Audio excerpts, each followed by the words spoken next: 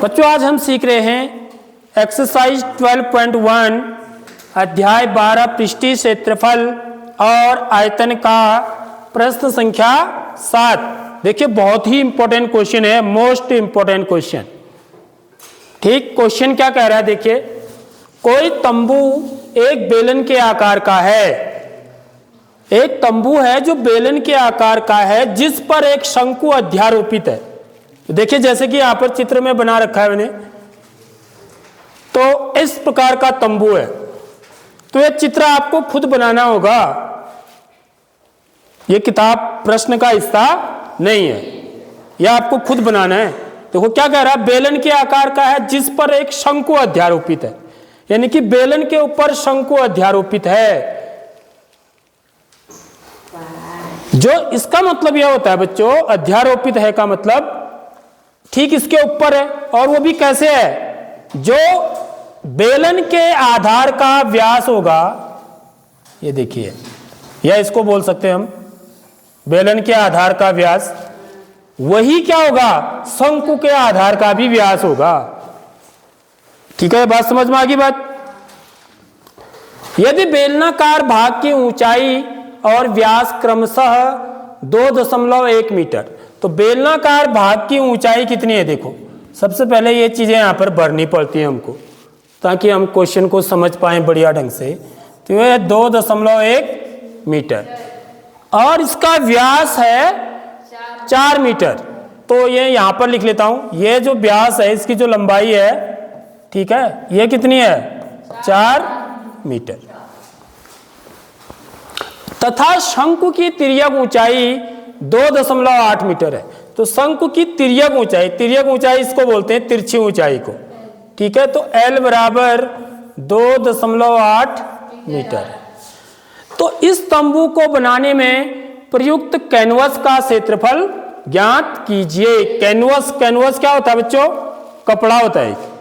Canvas क्या होता है, कपड़ा जिससे तंबू बनाया जाता है, ठीक है, इसके अंदर रहेगा ना आदमी, ठीक।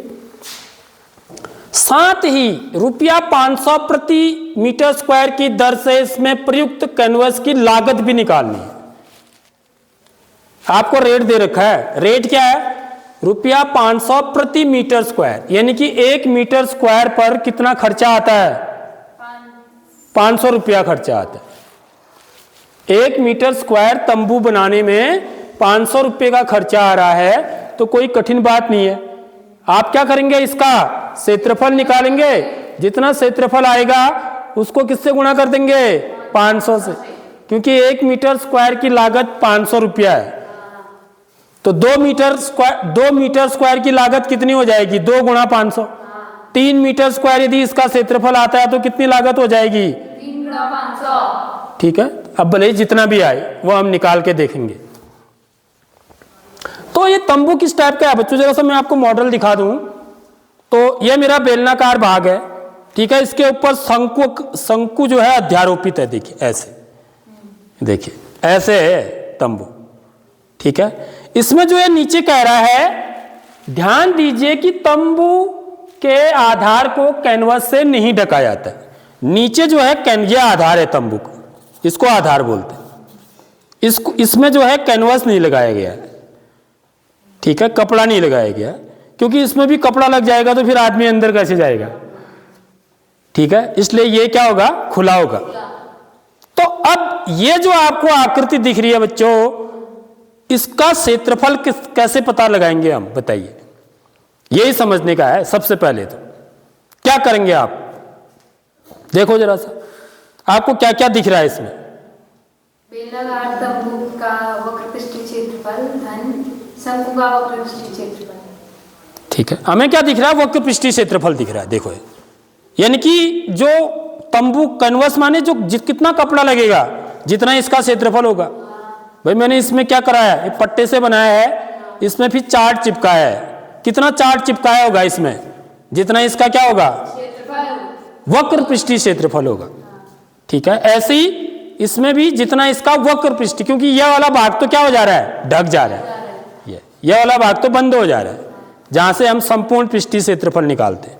यह वृत्ताकार भाग, वैसे इसका भी यह वृत्ताकार भाग, ये ढक जा रहा है ना, क्योंकि ये कहाँ ऐड होता है, संपूर्ण पृष्ठीय क्षेत्रफल। ठीक है, तो ये वाला ऐसे बनेगा तो ये वक्र पृष्ठीय क्षेत्रफल ही है दोनों के। तो कैनवास कितना लगेगा, जितना शंक्वाकार भाग का वक्र पृष्ठीय क्षेत्रफल होगा धन जितना शंक्वाकार भाग का वक्र पृष्ठीय क्षेत्रफल होगा। ठीक बात, बस इतना ही खेल है, ज्यादा बड़ी बात नहीं है। तो यहां पर जो है माना, अब हमें कुछ चीजें माननी पड़ेगी। ठीक, तो माना बेलन के बेलनाकार या बेलनी लिख दो, बेलन के आधार की त्रिज्या r, ठीक है, तथा ऊंचाई क्या है बच्चों, h है। ठीक है, तो इसलिए r बराबर कितना हो जाएगा, क्योंकि आधार का व्यास दे रखा है आपको 4 मीटर, तो 4/2 मीटर बराबर कितना हो जाएगा, 2 मीटर। और h बराबर कितना है, 2.1 मीटर। तो यानी कि जो इसकी त्रिज्या होगी, यह इसको मैं r कह रहा हूं, तो r कितना होगा बच्चों, 2 मीटर। ठीक है, क्या मुझे शंकु की ऊंचाई भी निकालने की जरूरत पड़ेगी, नहीं जरूरत पड़ेगी। क्यों नहीं पड़ेगी, क्योंकि शंकु का वक्र पृष्ठीय क्षेत्रफल कितना होता है, πr/l होता है। ठीक है, तो मेरे को r भी पता है, l भी पता है, तो h निकालने की तो कोई जरूरत नहीं है यहां पर। ठीक है, तो इसलिए तंबू को बनाने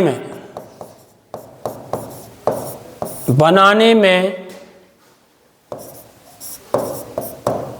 प्रयुक्त कैनवस की मात्रा, कैनवस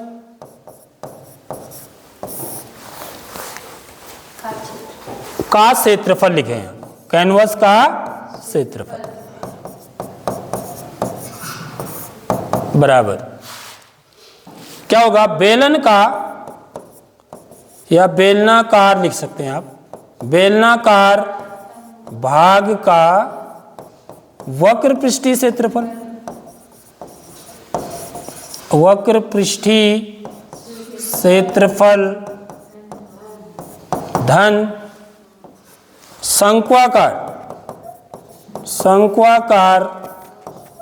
भाग का वक्र पृष्ठीय क्षेत्रफल।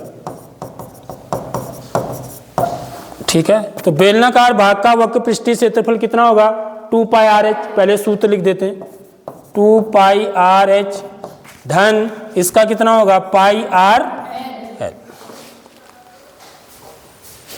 अब इनमें कुछ कॉमन है, क्या कॉमन है, πr, तो πr या फिर सीधे ही कर लेते हैं, चलो ठीक है, अलग अलग भी कर सकते हैं आप इसको, कॉमन नहीं भी लें। 2 गुणा 22/7 गुणा r कितना है, 2 गुणा h कितना है, 2.1 धन 22/7 गुणा 2 गुणा 2.8, इतना क्या हो जाएगा बच्चे, मीटर स्क्वायर हो जाएगा। ठीक है, आगे बात समझ में। तो ये क्या कुछ कट रहा है, कट तो यहीं से रहा है, यहां 7 कट रहा है। ठीक है, 7 से 21 कट रहा है, 7 कम 7 से 2.1 को काटेंगे तो कितनी बार कटेगा, 0.3 बार। समझ लो एक चीज, 0.3 बार या 0.3 भी कह सकते हैं आप। यहां भी 7 से 2.8 कट रहा है, कितनी बार, हाँ ना 0.4 0.4 सच को 28 होता है, लेकिन दशमलव पहले लग जाएगा। समझ रहे हो बात? तो इतना आ गया बच्चों है। अब इसको हम कैलकुलेट करेंगे तो 2 दूनी 4, 22 चको 88, ठीक है। 22 चको कितना हो गया? 88। 88 को 0.3 से गुणा करेंगे आप। 3 अट्ठे 24 का 4 हासिल 2, 3 अट्ठे 24 और 2 26, दशमलव यहाँ पर आ जाएगा। एक स्थान अंदर, यहाँ दशमलव है तो यहाँ भी एक स्थान अंदर लगेगा। तो कितना आ गया है? बराबर 26.4 धन 22 चको 88, 88 को 0.4 से गुणा करेंगे। 4 अट्ठा 32 का 2 हासिल 3, 4 अट्ठा 32, 33 34 35, दशमलव एक स्थान अंदर है तो यहाँ भी धन 35.2, 35.2 मीटर स्क्वायर। तो बराबर कितना आ जाएगा?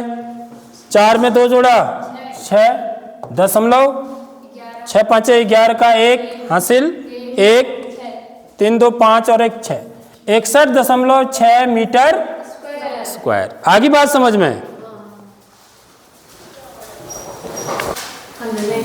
अब देखिए जो हमको दिया हुआ है, अब हमको लागत भी निकालनी है ना, तो यहां पर 1 मीटर स्क्वायर, ठीक है, 1 मीटर स्क्वायर कैनवस की लागत, कैनवस की लागत बराबर रुपया 500, ये दिया हुआ है आपको। तो इसलिए कितना मीटर स्क्वायर आ रहा है हमारा? 61.6 मीटर स्क्वायर कैनवस की लागत बराबर। तो 61.6 को 500 से क्या कर देंगे? गुणा कर देंगे। 500 गुणा 61.6, इतना क्या आ जाएगा बच्चों? रुपया। ठीक है, तो ये कितना आएगा? कैलकुलेट करेंगे इसको, तो यहाँ पे कैलकुलेशन बहुत मायने रखता है। ठीक है, 5 से गुणा करेंगे 61.6 गुणा 5, 5 6 30 का 0 हासिल 3, 5 कम 5, 5 3 8, 6 पंचे 30। ठीक है, चलो 500 से यदि गुणा कर देता मैं तो 2 0 और लग जाते। ठीक है, अब इसको गुणा करेंगे तो दशमलव कहां पर लगेगा बच्चों? एक अंक अंदर लगेगा ना, तो यहां पर एक अंक, यहाँ दशमलव अभी कहां पर है? यहां पर है। एक अंक अंदर का मतलब इतना, तो कितना आ गया? 30,800 रुपया। ये एक यहां पर आएगा दशमलव, तो ये कितना आ जाएगा? 30,800, यानी कि 30,800। तो इसको कैलकुलेट करने पर जो कीमत आएगी बराबर रुपया 30,800। ठीक है, आगे बात समझ में?